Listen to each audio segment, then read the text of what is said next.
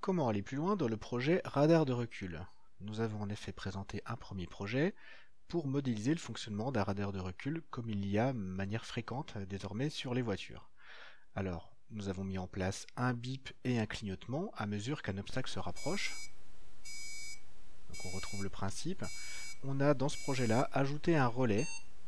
Donc le relais est fermé et là il vient de claquer pour s'ouvrir, c'est-à-dire que s'il actionne un moteur, lorsque l'obstacle est trop proche du capteur de distance, le relais s'ouvre, le moteur sera coupé. Voyons ce qui se passe de plus près. Le bip toujours, le relais lui était fermé, clac, il vient de claquer, la lumière s'éteint, le relais s'ouvre, il se referme, selon que l'obstacle est proche ou loin du capteur de distance. Ce pourrait être une sécurité sur un moteur en le faisant couper automatiquement dès qu'on est très près d'un obstacle. Voyons ce que ça peut donner sur un exemple. Donc ce camion Lego est équipé d'un moteur connecté au relais qui est lui-même connecté au hub.